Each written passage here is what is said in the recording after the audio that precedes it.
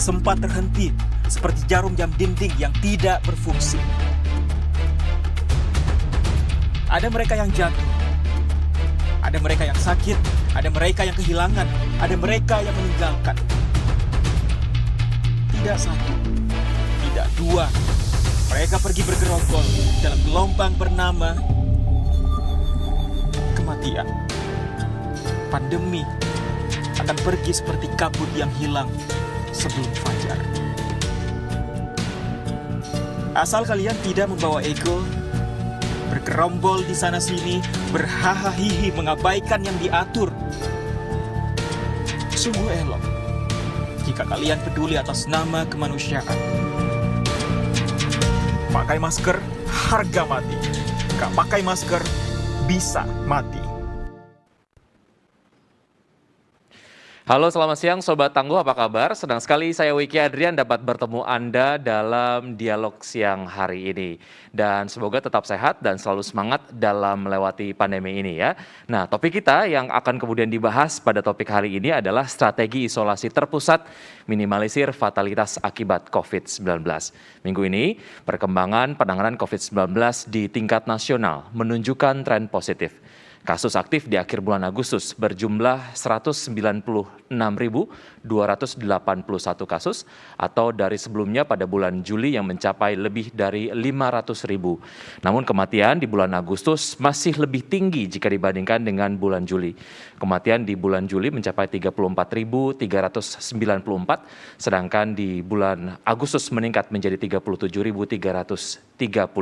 Dari 34 provinsi, 16 diantaranya mengalami kenaikan kematian, padahal BOR nasional mengalami kenaikan, mencapai 40,05%, dan keterisian Wisma Atlet yang juga dapat menjadi gambaran kondisi Fasiankes saat ini mencapai 13,36% per 1 September kemarin. Lalu apa yang terjadi? Bagaimana kemudian pemanfaatan isolasi terpusat sebagai strategi untuk meminimalisir fatalitas atau kematian akibat COVID-19? Sudah bergabung bersama saya siang hari ini Maijen TNI Dr. Tugas Ratmono SPS MARS MH, Koordinator Rumah Sakit Darurat COVID-19 Wisma Atlet Kemayoran. Apa kabar Pak Tugas? Salam sehat selalu. Baik, alhamdulillah sehat selalu. Ya, sehat selalu. Terima kasih sudah hadir. Dan berikutnya saya juga akan sapa narasumber berikutnya, Brigjen TNI Purnawirawan Dr. Alexander Kaliaga Ginting, SPP FCCP, Ketua Bidang Penanganan Kesehatan Satuan Tugas Penanganan COVID-19. Apa kabar Pak Alex? Baik, salam sehat, salam tangguh. Salam sehat, salam tangguh. Terima kasih sudah bergabung bersama kami. Dan sebelum kita mulai perbincangan, jika Sobat Tangguh maupun rekan-rekan media ada pertanyaan, silahkan disampaikan langsung melalui chatroom.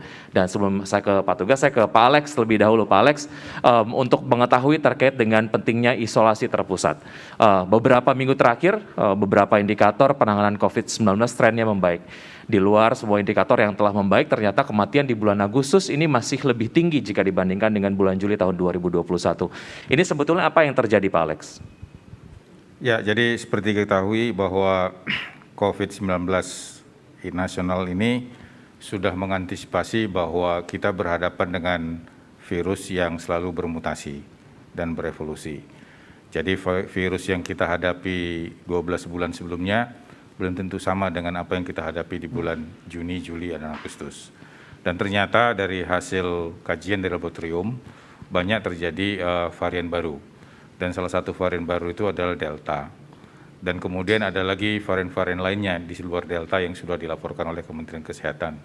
Oleh karena itu memang jika ada warga yang positif, yang selama ini mereka banyak isoman, oleh karena adanya varian baru ini kita menganjurkan supaya mereka ini pindah ke isolasi yang terpusat.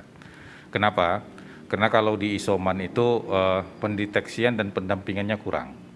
Sementara kecepatan dan percepatan virus baru ini untuk menerobos ke sel-sel yang sehat itu lebih cepat. Sehingga gejalanya itu bisa memburuk dengan sedemikian cepatnya, apalagi kalau yang sakit itu mempunyai komorbid. Dan kemudian yang sakit itu tidak menyadari bahwa dia saturasinya sudah turun. Sehingga akhirnya begitu terjadi perburukan, ada badai sitokin, kemudian dibawa langsung ke rumah sakit, kemudian sudah langsung harus masuk ke ICU. Tapi kalau dipindahkan ke isoter, tentu ini akan ada deteksi dini dan kemudian ada pendampingan. Dan apalagi sekarang dari pihak TNI Polri dan kemudian juga dari Kemenkes sudah menyiapkan obat-obat paket. Dan kemudian di isoter ini ada tim medik yang memberikan pengobatan tersebut dan mengantisipasi tersebut. Kalaupun terjadi perburukan, akan dengan segera bisa dibawa ke rumah sakit rujukan. Oleh karena itu, kita sekarang dari Satgas COVID-19 Nasional memperkuat posko PPKM. Jadi posko PPKM itu baik di desa maupun di kelurahan, inilah yang bertanggung jawab untuk mensosialisasikan ke warga. Agar bila mereka positif, mereka melaporkan diri, tidak perlu takut, tidak perlu khawatir. Bila mereka bergejala dan kemudian ada komorbid, segera ditarik ke isoter. Semakin cepat ke isoter, maka semakin cepat akan tertangani dan perburukan bisa kita hindari. Ini mungkin konsepnya sehingga posko PPKM ini menjadi penggerak kepada warga supaya warga yang sakit segera ke isoter, jangan ke isoman karena isoman juga punya kelemahan. Karena kalau dia isoman apabila rumahnya tidak memadai, ini juga salah satu yang berpotensi naiknya klaster keluarga. Sehingga tidak heran kita bila dalam satu wilayah angka positif jadi tinggi karena penularan dari isoman tersebut. Satu rumah kemudian dia tidak melaksanakan protokol kesehatan, akhirnya terjadi penularan. Itu kira-kira konsepnya. Ya, aktivitas isolasi menjadi lebih terawasi begitu ya Pak Alex ya. Baik, oke, bicara kemudian mengenai tantangan Pak Tugas. Ini dapat diatasi dengan optimalisasi dari isolasi terpusat seperti Wisma Atlet, kemudian juga Nagrag Cilincing dan juga yang ada di Pasar Rumput, juga tempat-tempat isolasi terpusat di provinsi lainnya. Ini juga dapat menjadi satu solusi lah, ataupun upaya untuk memonitor kegiatan isolasi ini. Ya, jadi kita sudah melihat betul bahwa peran dari isolasi terpusat ini, ya terutama kita sejak awal dari katakanlah Maret 2020 gitu ya, kita sudah dirikan atau pemerintah sudah mendirikan Wisma Atlet sebagai tempat isolasi. Saat itu adalah isolasi untuk gejala ringan dan sedang ya. Dan kemudian dengan berkembangnya jumlah kasus dan lain sebagainya, kemudian terakhir gitu ya dengan varian Delta kita melihat jumlah kasusnya luar biasa di bulan Juni ya. Kami melihat di Wisma Atlet 30 Juni itu menjadi puncak isolasi yang huniannya luar biasa di sana sampai 7.167 pasien di sana. Dan juga disiapkannya kemudian Pasar Rumput, kemudian di Cilincing, Pasar Rumput, kemudian di Nagrag Cilincing sana ya. Jadi ini juga menjadi suatu proses perkuatan atau penyiapan oleh pemerintah untuk memberikan tempat isolasi ini. Tantangan-tantangan itu memang menjadi suatu hal yang kita harus siapkan betul. Ya artinya betul-betul kesiapan mulai dari SDM, kemudian juga kesiapan fasilitas tadi disampaikan oleh Dr. Alex, obat-obatan yang ada di sana. Nah, intinya bahwa isoter ini kita harus siapkan betul, termasuk di provinsi-provinsi yang lain, yang terutama zona-zona merah di sana.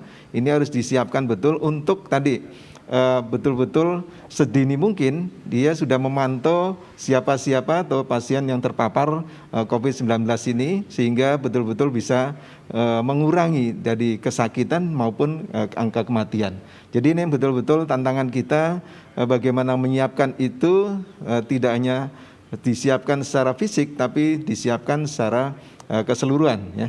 Penting lagi saya kira antara isolasi terpusat, kemudian tadi sampaikan ada PPKM, kemudian juga di sana juga di lapangan ada beberapa tenaga-tenaga kesehatan, contoh dokter-dokter ya yang mungkin di puskesmas, mungkin di praktek-praktek privat atau lain sebagainya. Ini saya kira ini tantangan yang harus kita sinkronisasi supaya betul-betul kalau ada terdeteksi di masyarakat yang terpapar ya, mulai dari tracer kemudian setelah di testing terpapar, ini sejak awal sudah dimobilisir atau masuk ke isoter. Dan ini juga kelihatannya juga ada tantangan tersendiri dalam konteks bagaimana mengajak mereka untuk ke isolasi terpusat. Tapi intinya bahwa isolasi terpusat ini betul-betul tempat untuk memantau secara dini sehingga melimitasi angka kejadian kesakitan atau perburukan bahkan kematian. Ya.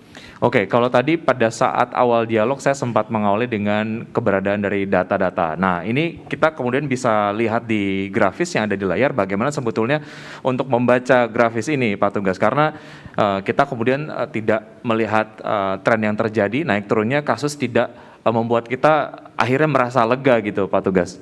Oh iya, kalau kita lihat ini yang grafik yang kita dapatkan di Wisma Atlet Kemayoran ini ya. Jadi Rumah Sakit Darurat COVID-19 Wisma Atlet Kemayoran sejak 23 Maret berdiri ya, didirikan sampai saat ini 2 September. Jadi di sana ada 1.201 itu pas kalau tidak salah di sana setelah April gitu ya, ada Mei gitu ya, kemudian Juni di sana meningkat lagi, kemudian Agustus mulai naik dan September puncaknya tuh di 2020. Itu sampai kita merawat 5.880 pasien. Kemudian turun lagi Oktober gitu ya. Oktober turun dan kemudian November mulai beranjak naik lagi. Nah, setiap kalau kita lihat peningkatan itu, kita lihat ada hubungannya dengan waktu itu ada libur ya, libur panjang maupun libur beberapa hari gitu ya. Kemudian kita lihat ya libur, beberapa libur termasuk libur Natal, Tahun Baru, Nataru gitu ya, muncul di Januari. Nah di Januari ada beberapa yang sudah mulai mengatakan sebenarnya sana sudah mulai ada mungkin varian-varian baru dan lain sebagainya, tapi belum terdeteksi di sana. Nah di bulan Januari, 24 Januari kita merawat lagi 5.036 pasien. Ini suatu fluktuatif dari suatu grafik tentang hunian perawatan di sana. Ini luar biasa. Kemudian sampai bulan Mei itu menurun sampai betul-betul waktu itu hanya 15%. Tapi waktu itu hunian itu kita hanya siapkan 5.994 bed ya. Kemudian setelah itu Mei 16 kalau nggak salah 16 Mei mulai terus beranjak naik sampai Juni sampai puncaknya 30 Juni. Dan kita sampai meningkatkan kapasiti 7.894 bed ya, sehingga kita bisa merawat 7.167 pasien di sana. Ini puncaknya luar biasa. Nah, di sana ternyata tadi sudah sampaikan oleh Dr. Alex bahwa ini sudah munculnya ada varian Delta yang kecepatan penularannya sangat tinggi dan di sana kita bisa melihat memang termasuk angka kematian jadi tinggi di sana. Jadi ini grafik yang sangat fluktuatif. Yang saat ini pun menurun, kita lihat di sini hanya 12,95% huniannya saat ini, tanggal 2 September tadi pagi dilaporkan. Nah kalau kita lihat ini kita juga masih harus betul-betul waspada gitu Mas. Jangan-jangan nanti ada muncul lagi varian yang lain yang mungkin masuk dalam konteks saat ini adalah varian of concern, kemudian jangan-jangan ada varian of interest yang mungkin belum muncul, ini nanti muncul di berikutnya. Ini yang kita harus betul-betul antisipasi. Nah, termasuk isoter ini betul-betul bisa mengantisipasi hal itu. Ya. Oke, saya ke Pak Alex. Pak Alex, kalau kita kemudian lihat data yang tadi sudah disampaikan oleh Pak Tugas, dari kasus harian ini menunjukkan tren menurun, demikian halnya juga dengan kasus aktif. Nah, apakah ini menunjukkan kita sudah ada dalam kondisi aman untuk melakukan isolasi mandiri? Apa yang sebetulnya perlu diketahui oleh masyarakat, apakah sebaiknya melakukan isoman atau pergi ke isolasi terpusat ataupun fasilitas kesehatan? Ini kemudian menjadi satu hal yang sebaiknya dilakukan gitu. Tadi sudah disampaikan mengenai fasilitas isolasi terpusat. Silakan Pak Alex. Ya, jadi yang paling penting dalam situasi penanggulangan ini, kendati pun terjadi penurunan, relaksasi, tapi kewaspadaan itu tetap harus tinggi. Jadi kewaspadaan itu nggak boleh turun. Termasuk juga di dalam isolasi mandiri karena tidak bergejala dan kemudian juga tidak ada merasa ada masalah, tetapi hasil PCR positif, itu juga nggak boleh anggap enteng. Karena apa? Karena varian-varian baru ini sering memberikan gambaran klinis yang berbeda-beda. Ada yang hanya misalnya kehilangan penciuman, kemudian ada yang dengan sakit kepala, bahkan ada yang dengan diare, muntah, tapi tidak ada demam. Tapi kalau klasik biasanya pasti ada gejala respirasi, ada batuk, ada demam, ada sesak. Jadi oleh karena itu kendati pun PCR-nya positif, tapi kalau gejalanya memang tidak khas, ini kita tetap waspada. Sehingga bagi mereka yang isolasi mandiri, tetapi infrastrukturnya tidak memadai, yang kita khawatirkan nanti adalah terjadinya klaster di keluarga. Jadi seorang anak yang masih aktif pulang ke rumah, dia isolasi mandiri, dan kemudian PCR-nya positif, tetapi di rumah itu ada lansia 2 orang, atau ada ibu hamil 1 orang. Ini berpotensi akan membuat mereka terjadi sakit, terinfeksi, dan perburukan. Sehingganya kalau misalnya di rumah itu memang berpotensi untuk terjadi klaster, lebih bagus ke isolasi terpusat. Akan lebih aman. Dan kemudian kita menyelamatkan diri kita, kita juga menyelamatkan orang yang kita sayangi. Dan ini juga akan mengurangi juga kasus-kasus yang berpotensi penular antara sesama mereka yang berkekerabatan ataupun satu kantor.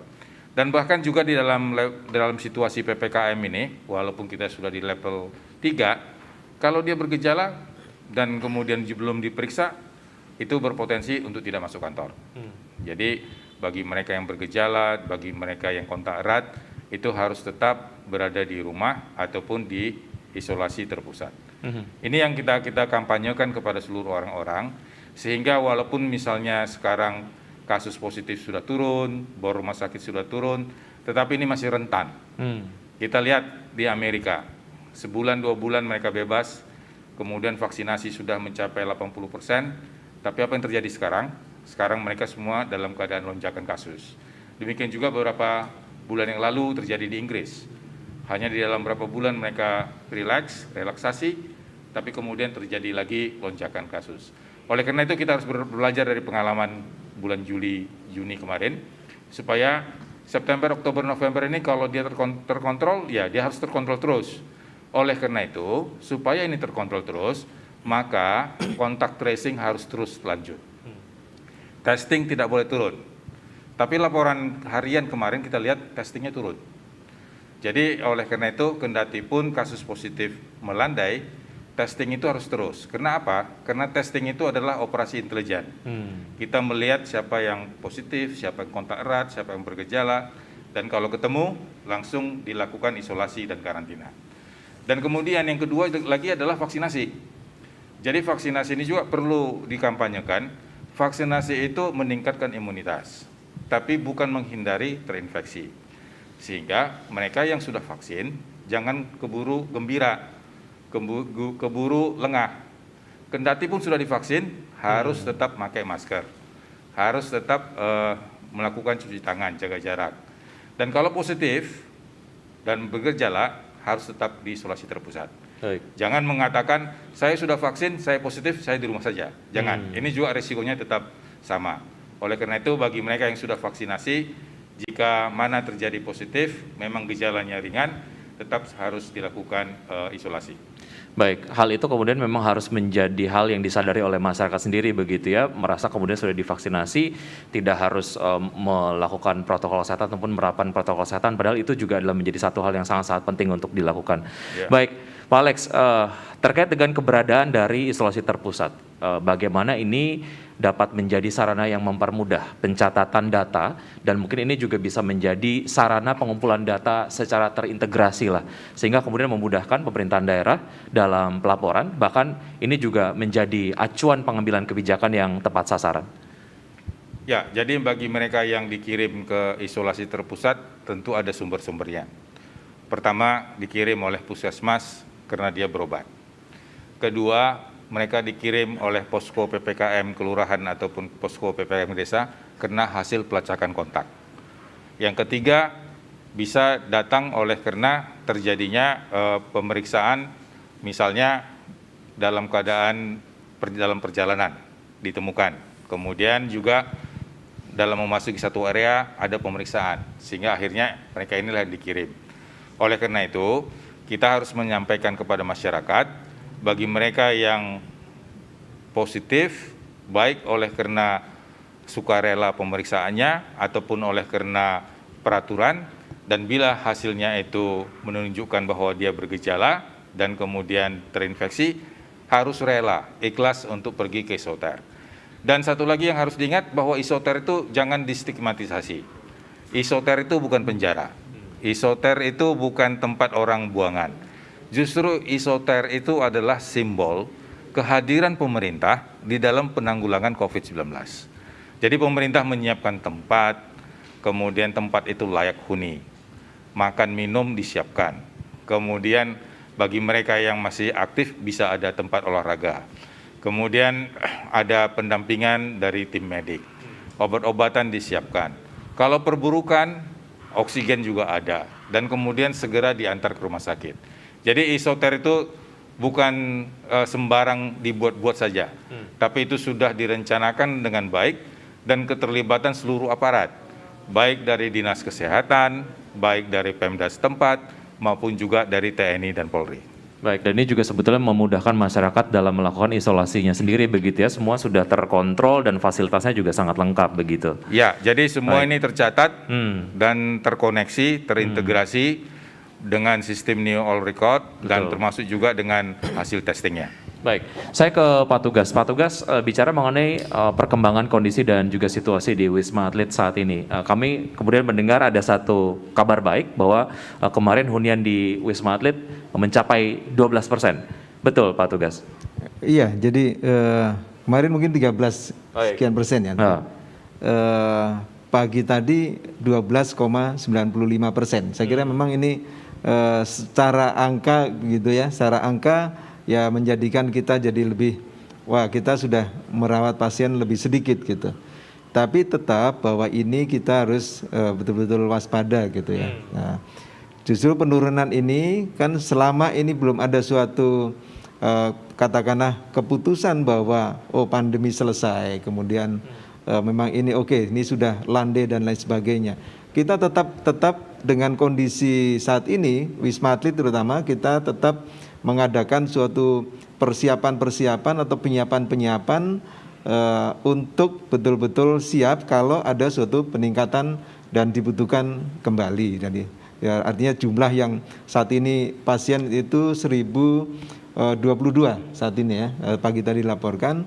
Nah ini kita harapkan turun terus ya, sampai betul-betul dinyatakan landai bahwa ini betul-betul baik. Dan pertambahan kasus hari ini di wilayah DKI cukup sedikit ya, kalau nggak salah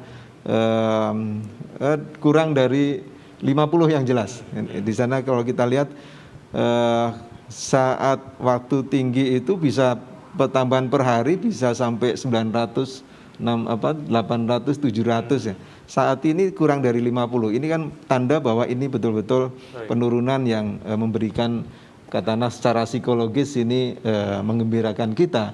Tapi di sisi lain kita betul-betul tetap waspada, menyiapkan kesiapsiagaan, baik SDM, peralatan, fasilitas kita betul-betul siapkan untuk kalau ada lagi kita lebih siap lagi.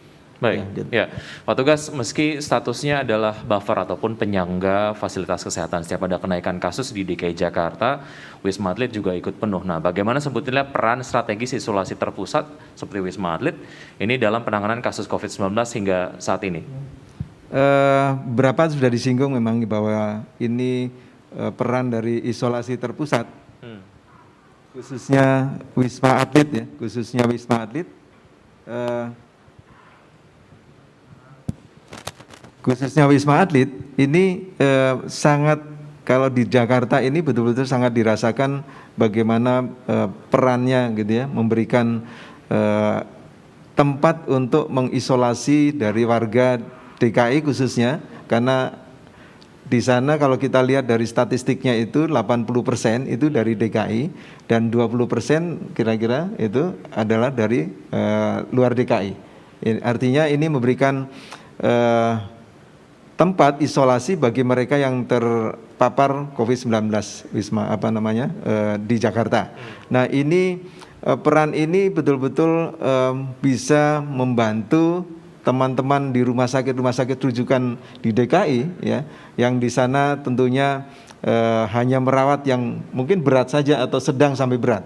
Nah yang ringan sampai sedang itu bisa kita tampung di rumah sakit darurat COVID-19 Wisma Atlet, dan juga kita siapkan kemarin Nagrak, kemudian Pasar Rumput, dan juga ada di Wisma Haji dan lain sebagainya. Ini betul-betul peran isolasi terpusat ini betul-betul memberikan pelayanan secara keseluruhan. Dan bahkan ini kalau khusus di Rumah Sakit Darurat COVID-19 Wisma Atlet ini kita siapkan juga untuk ada yang tempat yang tadinya transisi ICU, kita jadikan untuk ICU untuk memberikan perbantuan dan ini membantu yang rumah sakit rujukan di DKI yang saat itu adalah betul-betul penuh. Jadi saya kira di tempat-tempat lain kita lihat juga ada mini ICU-nya, kemudian ada tempat untuk yang menangani kalau ada kasus yang turun dari ringan, sedang, sampai berat sebelum dirujuk, mereka udah tangani dulu. Nah ini memberikan suatu kondisi yang betul-betul secara integratif di masyarakat, ini betul-betul isoter ini memberikan bantuan penanganan yang baik dalam konteks pandemi ini. Baik, fasilitasnya lengkap, kemudian juga dari tenaga kesehatannya juga ini memang betul-betul dihadirkan gitu ya untuk memfasilitasi masyarakat yang melakukan isolasi. Berdasarkan perkembangan yang tadi sudah disampaikan oleh Pak Tugas, saya ke Pak Alex.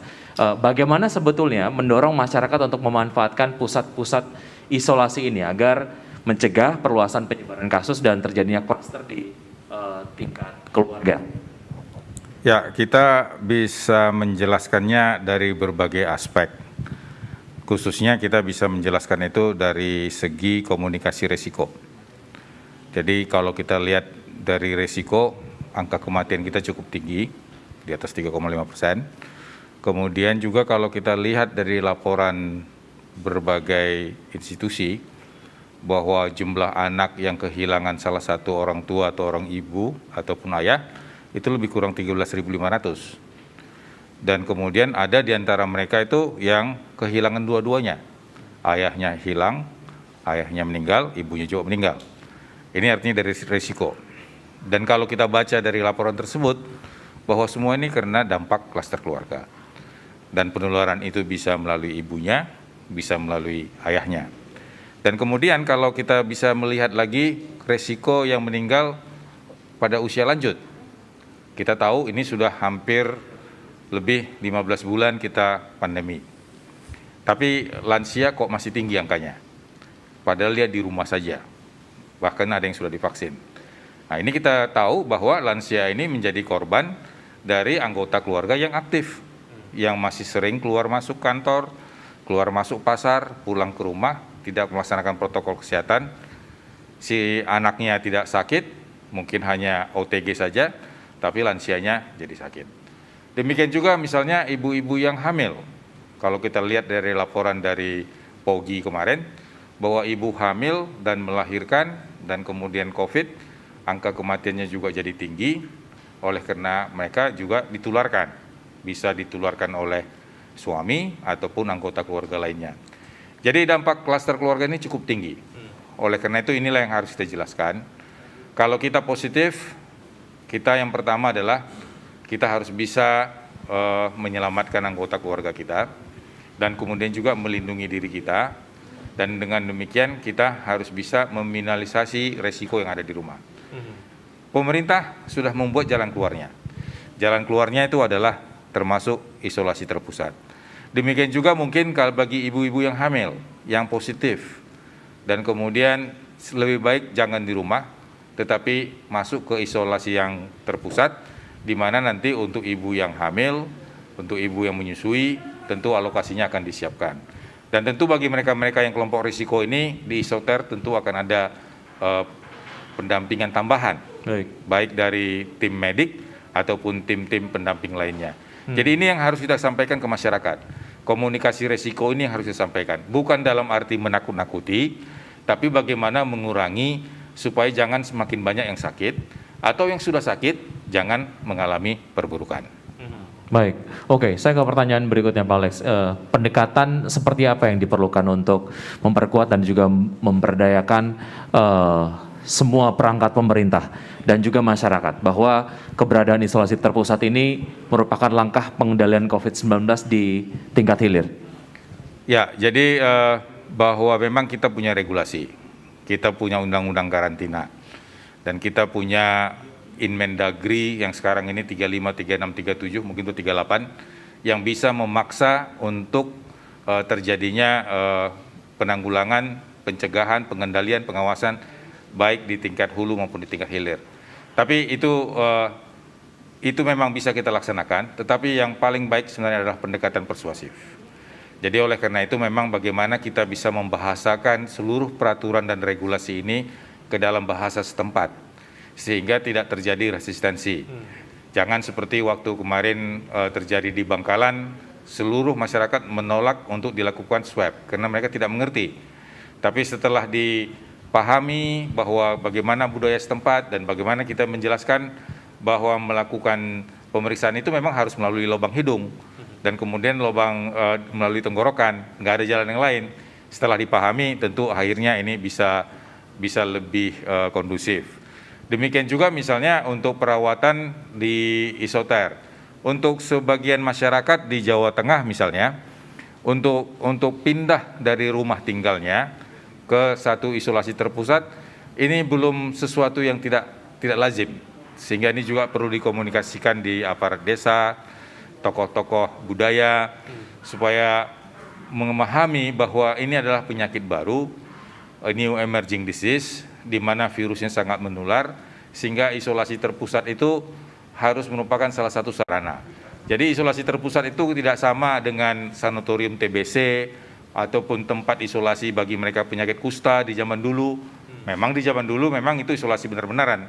Tapi ini adalah sementara, sambil menunggu terjadi pemulihan dan sekaligus juga untuk memberikan perbaikan melalui obat-obatan yang ada. Baik, oke. Terima kasih Pak Alex. Berikutnya saya ke Pak Tugas. Pak Tugas, saat kasus melonjak tinggi di Jakarta bulan Juni dan juga bulan Juli lalu, banyak rumah sakit rujukan yang penuh. Bagaimana sebetulnya fasilitas dan penunjang perawatan di Wisma Atlet dapat membantu menekan morbidity dan juga mortality maksud saya? Ya, jadi kita memang rasakan betul saat kemarin Juni, Juli ya 2021 itu dengan peningkatan yang luar biasa, bahkan yang waktu itu September gitu ya, atau Januari waktu itu yang kematiannya juga cukup tinggi. Jadi kalau jumlah yang meninggal di Wisma Atlet bulan Juni, Juli itu lebih banyak dari yang Januari. Dan kita lihat memang ini Wisma Atlet memang dirancang spesifikasinya lebih banyak dari tempat lain memang dengan isoter-isoter yang lain. Jadi di Wisma Atlet kita bisa menyiapkan akhirnya mulai dari perawatan ringan, sedang sampai berat gitu ya. Karena waktu itu kita sudah siapkan untuk ICU yang transisi sebenarnya. Tapi ini kita perbanyak lagi dan akhirnya memang dibutuhkan saat rumah sakit rujukan COVID di Jakarta itu mengalami betul-betul over kapasitas. Jadi ini akhirnya banyak yang ke rumah sakit darurat COVID-19 Wisma Atlet, sehingga kita mau tidak mau harus melakukan penanganan, perawatan, dan kita bersyukur ini paling tidak bisa memberikan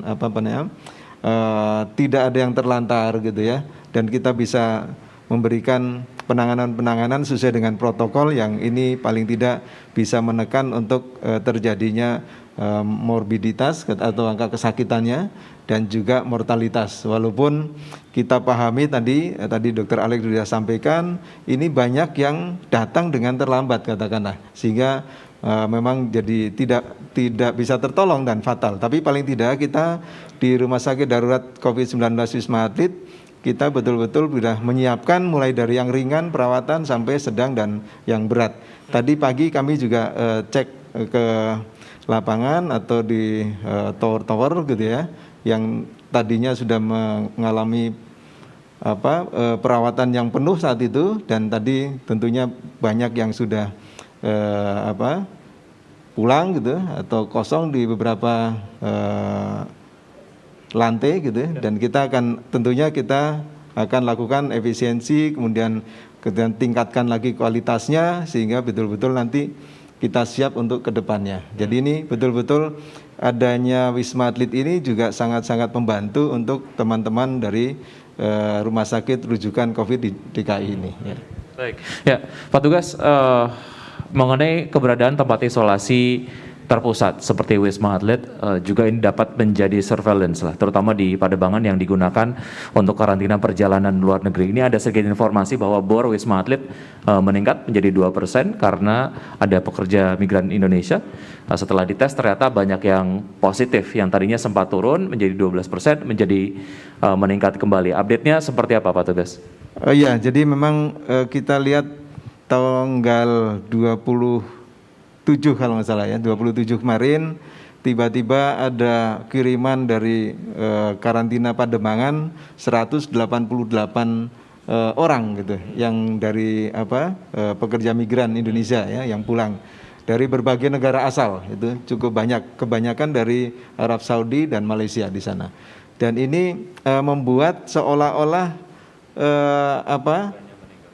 hunianya jadi meningkat tinggi ya. Kalau orang tidak tahu persis ya, wah ini di DKI meningkat lagi gitu. Nah, jadi kalau kita lihat yang dari wilayah DKI tidak ada peningkatan ya. Jadi memang ini peningkatan seolah-olah tinggi di wilayah DKI, tapi sebenarnya ini bukan karena pasokan dari atau masyarakat DKI, tapi ini dari pekerja migran yang meningkat, sehingga muncul ada peningkatan seolah 2% yang dilihat pada laporan-laporan dari hunian RSDC. Jadi saya kira ini, dan kita tiap hari kita pantau dari yang masuk dari pekerja migran itu. Terus sampai saat ini sudah lebih sedikit yang masuk, sehingga kita bisa lihat angkanya juga yang keluar lebih banyak, sehingga ada penurunan lagi menjadi 12,95% lagi ya. Baik, saya ke Pak Alex. Pak Alex, apa saja yang perlu diketahui lah oleh perangkat pemerintah mulai dari provinsi hingga RT dan masyarakat bahwa keberadaan dari isolasi terpusat juga ini dapat mempermudah pendataan dan mungkin ini juga bisa menjadi sarana pengumpulan data secara terintegrasi dan juga memudahkan Pemda membuat kebijakan yang tepat sasaran. Ya, jadi bahwa isolasi terpusat itu sudah menjadi kebijakan pemerintah secara nasional dan ini juga diterapkan ke seluruh daerah. Dan di dalam rangka PPKM di level 2, 3 ataupun 4 ini terus menjadi salah satu bentuk bagaimana isoter ini tetap menjadi sarana bagi mereka yang sakit. Jadi artinya tidak semua yang positif itu harus masuk rumah sakit. Yang masuk rumah sakit itu adalah yang sedang dan berat dan kritis. Dan kemudian dengan adanya isoter tidak ada lagi antrian di UGD. Dengan adanya isoter ini artinya bahwa semua penanggulangan yang secara dini kepada mereka yang gejala ringan bisa tertanggulangi. Persoalannya adalah bagaimana PPKM kabupaten kota ini bisa tetap konsisten dan punya komitmen untuk bisa memberdayakan posko PPKM kelurahan dan desa. Dan kedua, isoter yang sudah disiapkan tetap harus standby. Isoter itu ada di Balai Diklat, ada di Wisma Haji, dan kemudian juga ada sebagian hotel ataupun motel yang dipersiapkan. Tentu walaupun ini kondisinya sekarang dalam keadaan pelandaian, kita tidak menduga sesuatu hal akan bisa terjadi. Karena semua faktornya ini adalah bagaimana perubahan perilaku tersebut bisa terimplementasi secara baik di masyarakat. Kalau masyarakat masih bergerombol lagi, kerumunan lagi, kemudian secara bebas bisa keluar masuk dalam satu tempat, kita bisa saja terjadi lagi lonjakan di bulan Oktober ataupun di bulan November. Jadi ini yang harus kita laporkan, bahwa isoter itu tetap harus tersedia, dan dia bisa dimanfaatkan bila mana terjadi peningkatan kasus di desa, di kelurahan maupun di kecamatan untuk bisa didorong ke sana. Sehingga dengan demikian isolasi yang terpusat yang sudah siap ini tidak boleh ditutup karena pandemi masih berlangsung. Jadi pandemi ini masih berkelanjutan. Kendati pun terjadi perlandaian angka, tetapi ini masih rentan karena positivity rate masih di atas 5%. Dan kemudian laporan kemarin ada 10.000 kasus dan kemudian ada 600-an kasus kematian dan itu masih didominasi Pulau Jawa. Dan khususnya di Jawa Tengah untuk angka kematian dan angka kasus di Jawa Barat dan Jawa Timur juga masih tinggi. Jadi artinya ini semua perangkat harus siap, baik yang di Jawa Bali maupun di luar Jawa Bali. Apalagi kita sudah mendengar berita ada varian Lambda, ada varian Kappa, yang tentu kita akan berupaya sekuat tenaga melalui kantor kesehatan pelabuhan untuk memfiltrasi ini supaya tidak masuk ke Indonesia. Tetapi kalau di regional ini sudah tinggi, seperti di Filipina tinggi, di Malaysia tinggi, mau tidak mau ini akan bisa masuk. Karena walaupun sudah kita lakukan pencegahan, karena adanya masa inkubasi tersebut, di mana gejalanya nggak kelihatan, pemeriksaannya negatif, tapi setelah beberapa waktu kemudian dia jadi positif. Jadi ini harus tetap kita siap sedia. Baik. Dan vaksinasi harus tetap dimaksimalkan. Ya, waspada harus tetap menjadi yang utama begitu ya. Oke, Pak Tugas, Wisma Atlet sedang menurun keterisiannya seperti yang Anda tadi sudah sampaikan. Saat terjadi lonjakan kemarin hanya menerima pasien dengan gejala ringan dan ringan sedang, sedangkan OTG ini dialihkan ke Nagrak dan juga Pasar Rumput. Lalu bagaimana saat ini dengan pengaturan tersebut, Pak Tugas? Ya, dengan kebetulan Wisma Atlet itu juga mensupervisi Nagrak dan Pasar Rumput ya.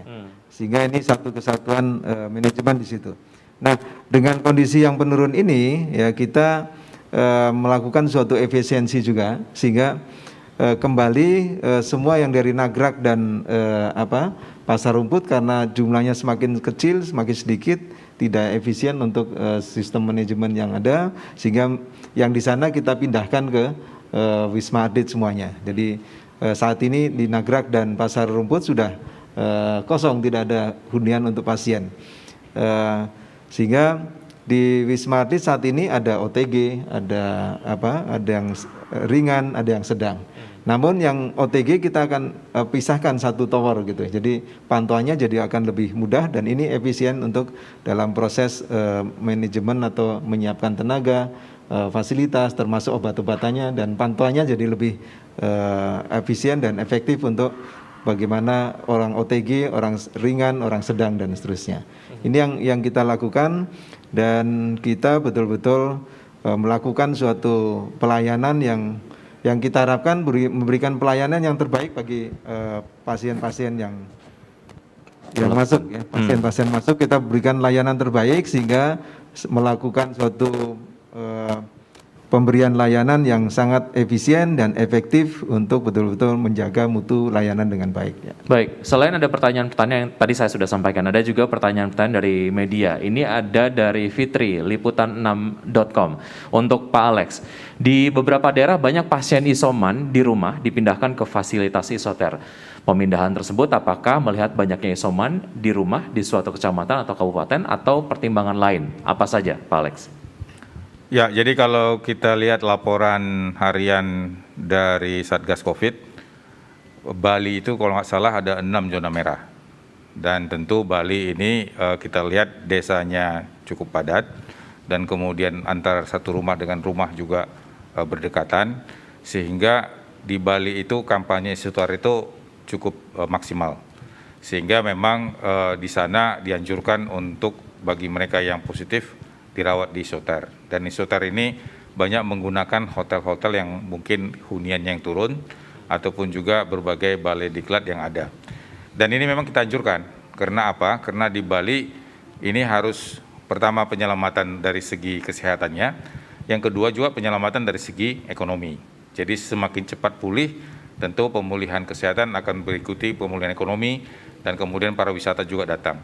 Kemudian juga seperti di daerah Bantul, Sleman, di mana budayanya memang membuat orang membatasi diri untuk pergi ke rumah sakit maupun ke isoter. Oleh karena itu memang ada intervensi dari tokoh-tokoh masyarakat setempat, tokoh-tokoh budaya, agar mengajak mereka yang sakit supaya dibawa ke isoter. Karena ada pemahaman di daerah tersebut, kalaupun sakit, ya sakit didekati oleh keluarga, jangan dijauhi dari keluarga, sehingga mereka akhirnya memilih di rumah. Karena kalau di isoter ataupun di isolasi, keluarga nggak bisa dekat, karena harus pakai APD kan. Jadi ini yang harus perlu dipahami bahwa penyakit COVID ini berbeda dengan penyakit malaria ataupun penyakit lainnya, yang sehingga harus benar-benar disampaikan ke masyarakat untuk bisa membawa mereka ke isoter. Dan ini pelan-pelan memang sudah ada. Kendati pun juga masih sulit karena masalah budaya. Demikian juga misalnya di Riau ataupun di Aceh, ini isoter sudah disiapkan dan memang huniannya masih tidak setinggi di Wisma Atlet, tetapi paling tidak karena ini varian Delta, satu virus varian Delta itu 8 kali lebih cepat menular daripada virus yang sebelumnya. Baik. Jadi kalau misalnya kita bisa mengumpulkan 40 orang di isoter, itu sudah bisa menguntungkan untuk tidak terjadinya penularan terhadap keluarganya yang ada di desa tersebut. Baik, yang paling penting adalah ada tokoh masyarakat sendiri yang berperan aktif untuk mengubah perilaku dari masyarakat mengenai pentingnya hal tadi ya, seperti yang disampaikan oleh Pak Alex. Pertanyaan berikutnya adalah ini dari Akbar Asahi Simbun. Saya mungkin arahkan pertanyaan ke Pak Tugas ataupun nanti mungkin Pak Alex bisa menambahkan. Tren angka isolasi mandiri dan isolasi terpusat di seluruh Indonesia, apakah bisa dipaparkan jumlahnya atau grafiknya? Itu pertanyaan yang pertama. Kemudian yang kedua adalah kapasitas bed isolasi terpusat di seluruh Indonesia yang siap beroperasi saat ini seperti apa dan apakah ada data dari Satgas? Mohon informasinya Pak Tugas. Ya, kalau kami melihat di Wisma Atlet ya. Wisma Atlet ini saya pantau itu bisa menggambarkan fluktuasinya mirip fluktuasi yang secara nasional gitu. Sehingga kita lihat, kita udah punya datanya, mungkin tadi udah dipaparkan tadi ya. Jadi kalau kita lihat di Wisma Atlet di isolasi sejauh ini sampai 2 September ini lebih dari 94.000, kalau nggak salah 94.740-an pasien terpapar gitu ya. Jadi cukup banyak di sana dengan fluktuasi yang sudah terlihat dengan baik. Nanti mungkin yang secara nasional di Satgas, Dr. Alex barangkali bisa menjelaskan persis datanya seperti apa. Saya yakin di Satgas COVID di sana sudah dipantau dari seluruh Indonesia, baik itu yang isoter dan yang lainnya. Saya kira Dr. Alex bisa menjelaskan secara rinci. Baik, mungkin Pak Alex bisa menggambarkan data isoter terpusat. Atau ya, jadi data isoter terpusat ini mengikuti juga perkembangan dinamika infeksi yang terjadi di provinsi kabupaten kota. Bahwa laporan Balitbangkes itu sudah ada 33 provinsi yang sudah dilaporkan ada varian Delta. Jadi kalau ada varian Delta berarti penularannya cepat, berarti angka kesakitannya tinggi. Jadi kalau kita lihat dalam gambar ini, kita bisa melihat di situ bagaimana dari mulai Aceh sampai ke Lampung dan kemudian juga di Papua sendiri itu isoter itu sudah disiapkan. Dan tentu kapasitas tempat tidur yang disiapkan itu tergantung dari bor yang sudah tersedia. Jadi artinya ada konversi setiap saat mengikuti positivity rate yang ada. Jadi tidak mematok misalnya bahwa dalam satu isoter ada 50 tempat tidur. Seperti di Balikpapan misalnya, ada Wisma Haji. Dan memang di situ disiapkan 50 tempat tidur. Tetapi bukan berarti kalau datang misalnya 70 orang dalam satu hari itu, berarti Wisma itu tidak terbuka. Karena tempat tidur yang lain langsung bisa dibuka untuk isoter. Kenapa? Karena isoter itu berbeda dengan rumah sakit. Kalau rumah sakit, begitu tempat tidur dibuka, maka rasio kehadiran perawat, oksigenasinya, obatnya, dan kemudian juga dalam rangka pendukung pelayanannya itu harus tersedia. Sementara isolasi terpusat itu adalah kasus yang ringan dan bergejalanya juga minimal, tetapi positif. Jadi isinya adalah bagaimana mereka ini berada dalam satu tempat, tidak berkeliaran supaya tidak menularkan kepada orang lain. Oleh karena itu infrastrukturnya lebih mudah. Hanya yang penting adalah ada monitoring, kalau perburukan ada oksigenasi, kemudian ada pendampingan khususnya bagi mereka yang punya komorbid. Sehingga oleh karena itu Wisma Haji, Balai Diklat, kemudian berbagai tempat yang sudah disiapkan kabupaten kota, suatu waktu itu bisa berkembang untuk bisa melayani mereka yang terpusat. Satu hal lagi yang harus kita ingat, sering terjadi seperti yang kita lihat di Riau, kalau ayah ibunya misalnya positif, kendati pun anak-anaknya tidak bergejala, itu satu keluarga semua diboyong semua itu ke Wisma Haji. Jadi bisa sampai seperti camping gitu. Jadi ada ayah ibunya, ada anaknya. Bahkan juga kalau dia serumah dengan kakek dan neneknya, sama-sama ikut borongan ke dalam. Jadi oleh karena itu memang yang penting pemerintah menyiapkan kamarnya, dan kemudian menyiapkan makan minum. Dan makan minum ini banyak terbantu oleh dari TNI yang menyiapkan dapur umum. Dan dapur umum ini juga dimasak berdasarkan jumlah orang yang ada di isoter. Tapi ini tetap berfluktuatif dan sesuai dengan dinamika di lapangan. Baik, Pak Tugas, sebelum kita akhiri dialog kita hari ini, apakah ada yang ingin kemudian Anda sampaikan? Iya, kita mari sama-sama menyadari betul bahwa isoter ini adalah tempat untuk bisa menangani dan melindungi kita, ya, melindungi kita, menjaga kita dari keluarga kita, menjaga kita dari orang lain, dan sehingga jangan ragu untuk masuk isoter, karena ini betul-betul bisa menjaga kita, ya, untuk tidak terpapar. Yang kedua, kalaupun saat ini sudah kita tervaksin atau sudah lakukan vaksin, maka tetap ya pakai masker, jaga jarak, kemudian mencuci tangan dengan sabun dan hindari kerumunan serta kurangi mobilitas. Itu menjadi suatu hal yang wajib kita harus lakukan betul-betul untuk menjaga kita semuanya. Ya. Baik, Pak Alex, singkat saja closing statement dari Anda. Ya, isoter itu bukti kehadiran pemerintah di dalam rangka menanggulangi COVID. Dengan isoter, kita berharap keluarga-keluarga yang positif, perorangan ataupun keluarga bisa hadir di sana, dan dengan demikian mereka akan lebih terlindungi dan cepat terjadi pemulihan.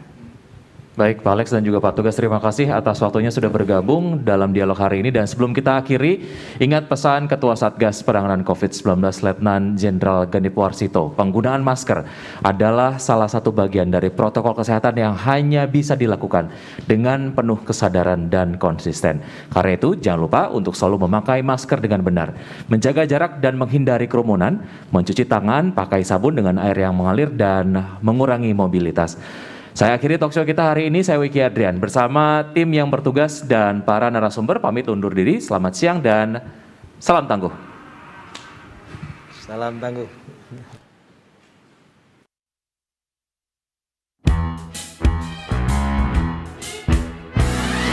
Hari dengan 3 wajib iman, wajib